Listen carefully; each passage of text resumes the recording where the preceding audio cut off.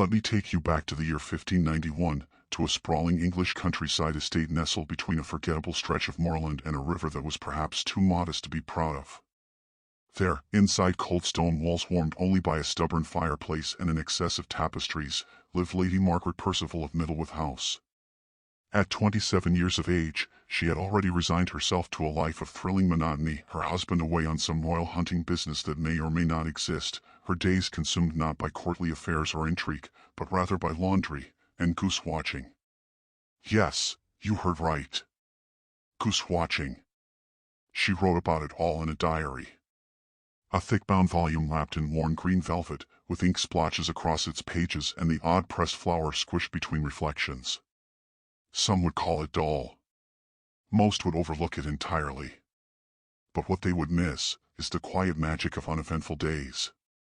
Because inside these simple entries lies something strangely beautiful, a window into a woman's world, where not much happened, and that's what made it everything. The entry begins on April the 3rd, 1591.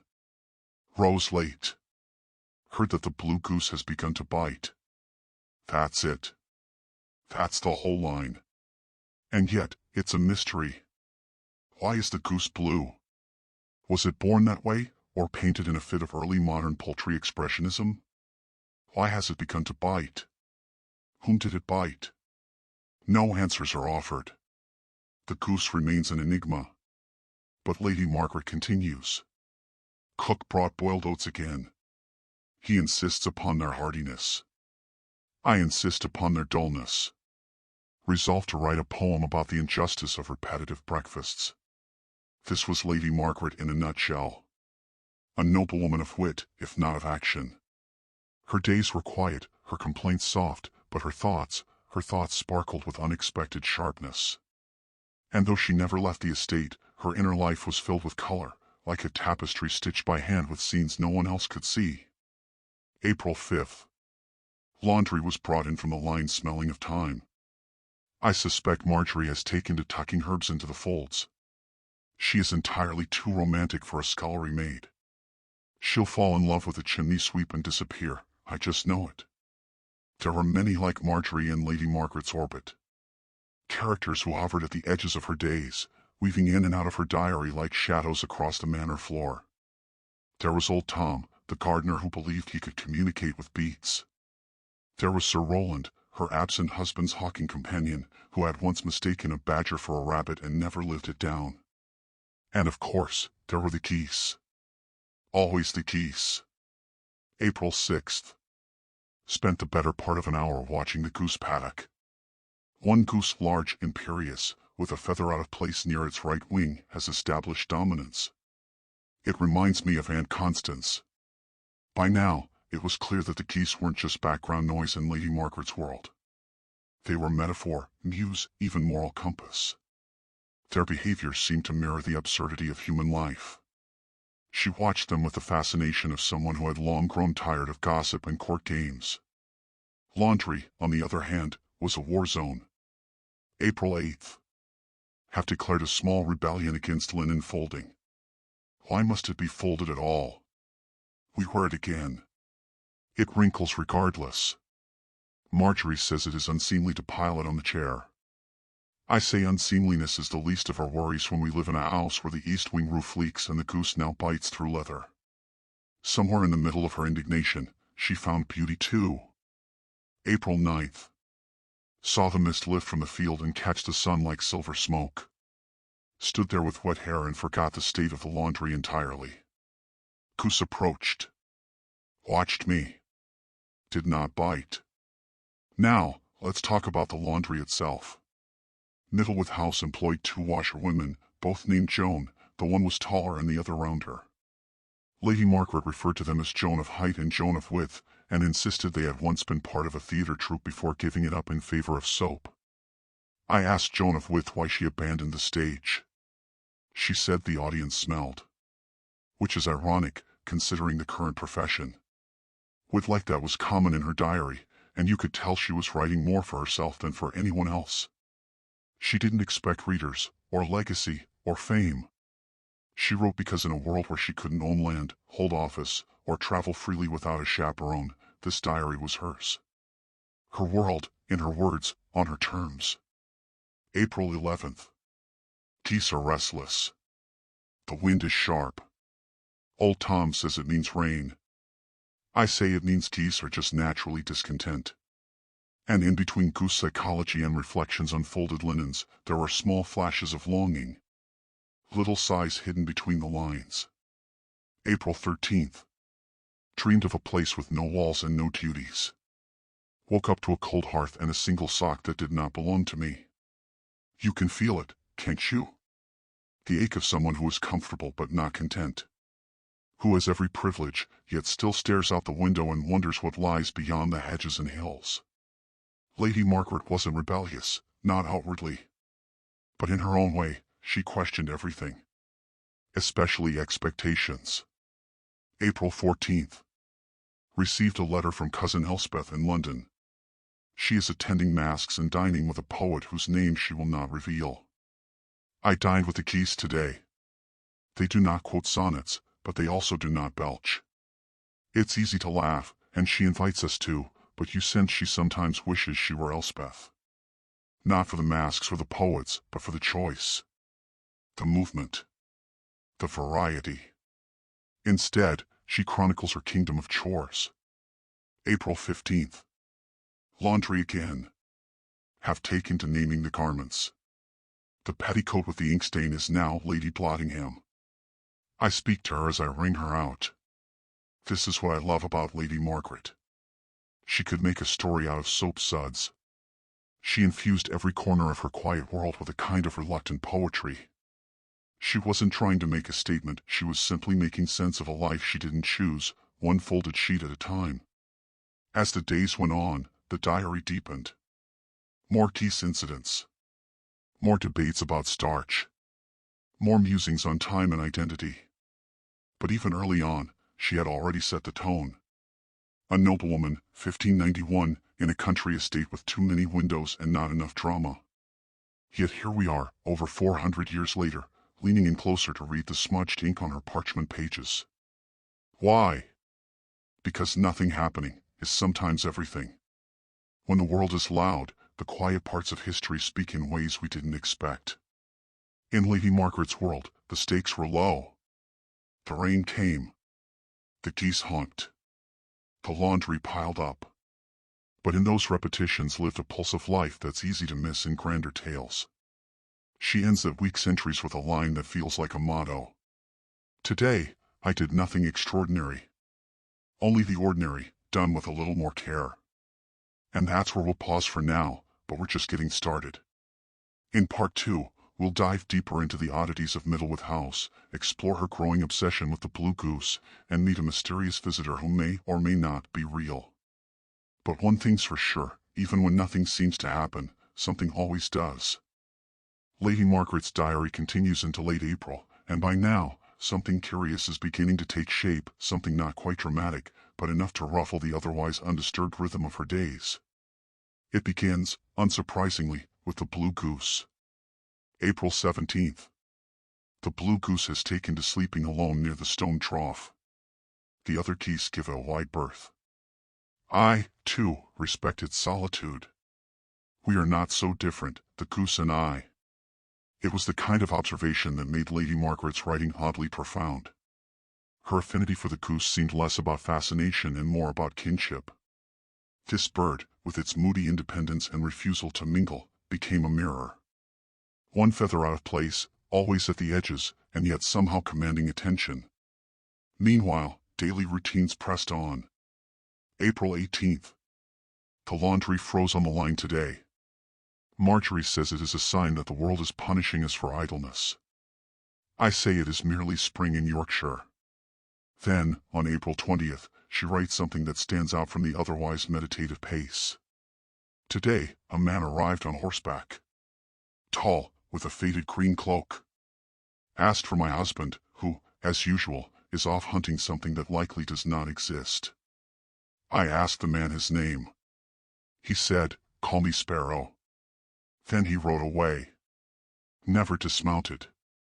She doesn't elaborate further. There's no explanation.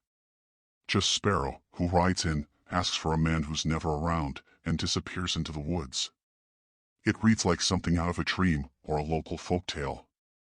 But in Lady Margaret's world, where nothing happened, a visitor, especially a strange one, was worth noting, even if he came and went in a single gust of wind. April 21st. No sign of a writer. But I found a single goose feather on the windowsill this morning. It was blue. Coincidence? Probably. But Lady Margaret never confirms or denies. She simply writes, and lets the mystery sit like a wrinkle in an otherwise smooth bed sheet. May begins with more geese, more questions, and a notable entry about thunder. May 2nd. Storm today. The kind that shakes even the spoons in the drawer. Joan of With claims to hear voices in thunder. I told her that was the cutlery speaking. Middlewith House, though grand, was not immune to the quirks of weather. Drafts came from impossible directions. Rain leaked in through a stone carving of St. Cuthbert in the East Chapel. It gave the place character, or as Lady Margaret put it, a consistent inconvenience. But something had shifted. She began referring to the blue goose not as the goose, but simply Blue. May 3rd. Blue followed me halfway to the orchard. I turned around and said, "You may as well come all the way." He did. Sat beside me like an obedient dog. We watched a beetle struggle over a stick. The days tick on in this fashion. Slow. Gentle. Observational. But not without tiny tensions. May 5th. Cook has declared a shortage of sugar. Claims someone is stealing spoonfuls in the night. Marjorie blamed the stable boy. I blamed poor planning. Blue stared at me like he understood the crisis. I wonder if geese like sweet things.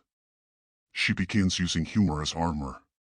You can tell, because her tone sharpens ever so slightly as the pages turn. May 7th. Laundry today. The new maid folded my nightdress into a triangle. Who folds a nightdress into a triangle?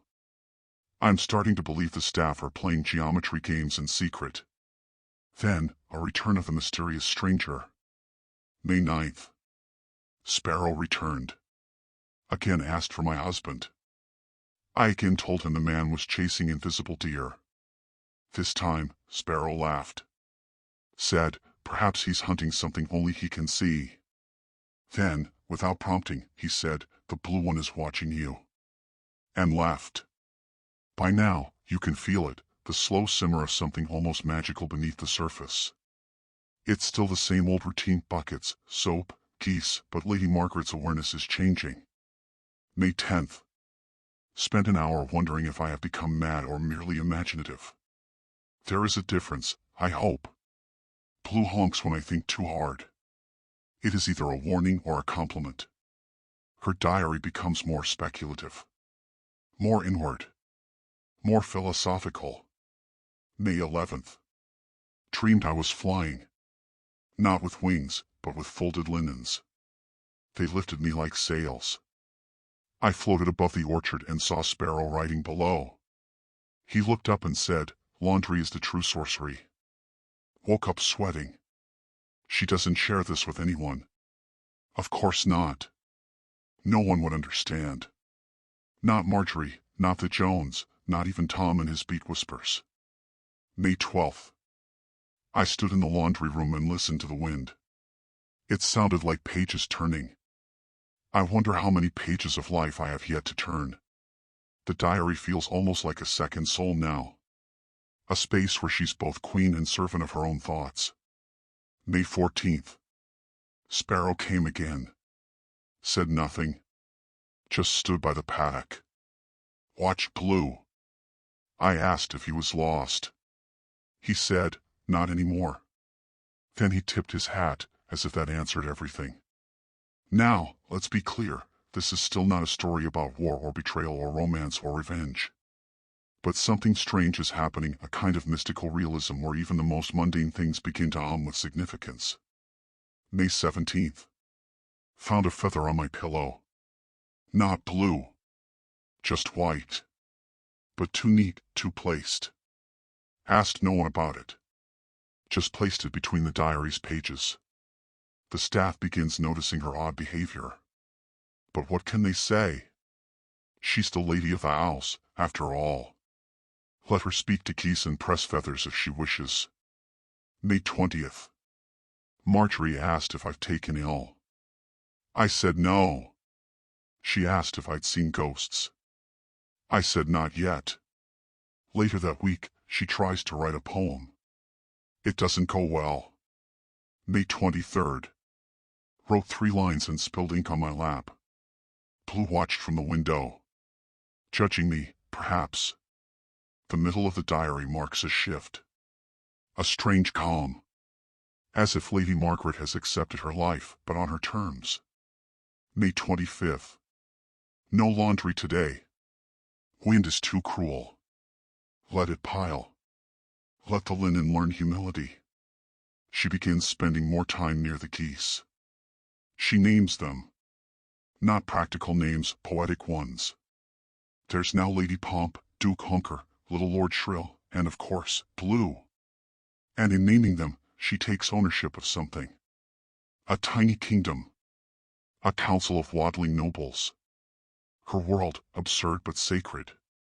May 27th. Blue nipped my skirts today. Not with malice, but insistence. Led me to the pond. We stood there for 5 minutes in silence. I whispered, "You know something, don't you?" He honked once. I take that as yes. In early June, a new crisis. June 1st. A goose is missing. Little Lord Shrill. The staff doesn't care. I do. She forms a search party. No one joins. So she wanders the estate alone. Thorn bushes. Soggy paths. Eventually, she finds only feathers. Grief over a goose. Ridiculous. And yet, you can feel her loneliness sharpening. Not sadness exactly, but a realization even the smallest attachments matter. Even in 1591. Sparrow returns. June 5th. He did not ask for my husband. He just said, "Are you ready?" I asked, "For what?" He said, "The shift." Then laughed. Lady Margaret does not pretend to understand. But she writes it all down, faithfully. Because writing is how she thinks. How she waits. June 7th. Had a dream the owls floated into the sky, tethered by goose feathers and sheets. I stood at the window with Blue in my arms. Sparrow below, holding the reins. The pace slows again. Summer sets in. The goose paddock quiets. June 10th. Heat is unbearable. Laundry dries before I hang it. Joan of Height is pleased. I am suspicious. She walks more. Talks less. Writes often. June 11th. Blue is quieter. As if he's watching something only he can see. Then, something eerie. June 12th. Found the diary on the windowsill. I did not leave it there. She begins writing at night.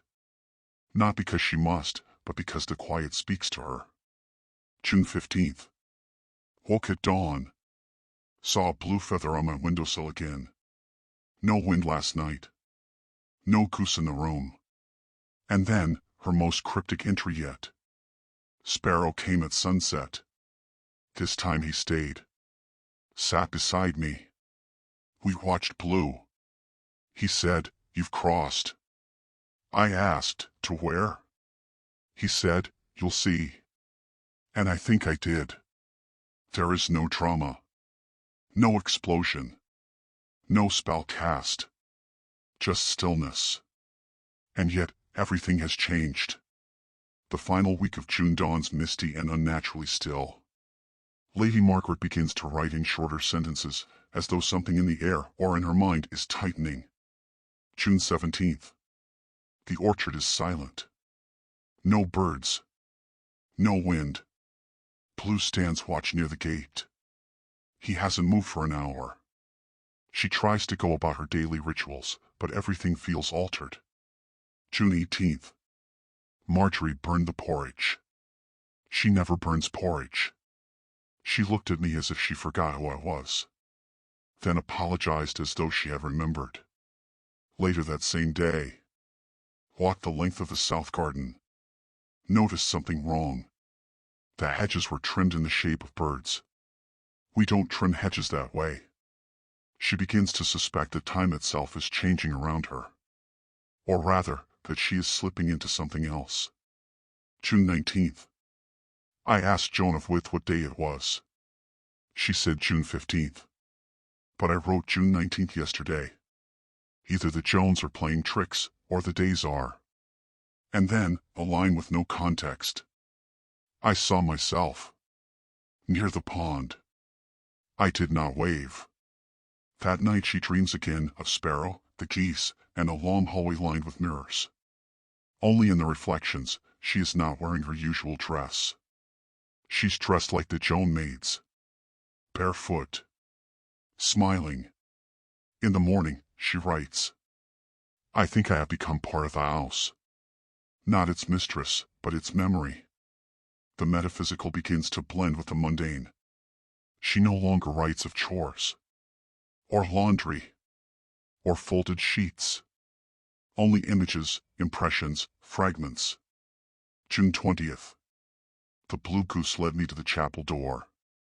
It was open. It is never open. Inside, there was light but no candle. Her final entries come in a flurry, as if she is writing to catch up to something. June 22nd. Sparrow waited by the gate. He said, it's almost time. I didn't ask what for. I just followed. She describes walking past the orchard, down a path she doesn't remember ever seeing before. It was lined with goose feathers. Every 10 paces, a white one. Then one blue.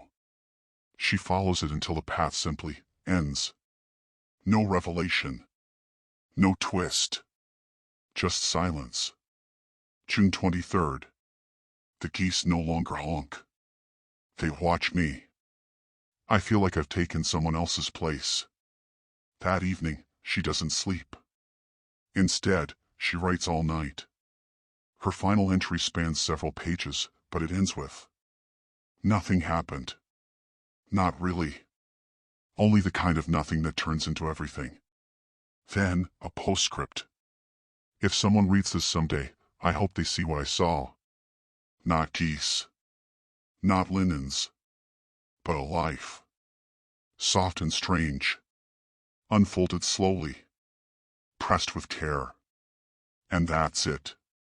The last page is blank, save for one single, pressed blue feather taped in place with wax. No mention of where she went. No announcement of death or disappearance. Lady Margaret simply stopped writing. But Middleworth House continued. The diary was found centuries later, hidden behind a stone in the chapel wall. The blue goose, of course, long gone. Some say she lost her mind. Others say she stepped into another world, one where the mundane and the mystical were never separate. But we'll never know. Because this isn't a story with answers. It's a story about presence. About paying attention. About finding beauty in the background noise. In 1591, nothing extraordinary happened at Middleworth House. Only this. A woman watched the geese. Folded linens. And quietly remembered how to see.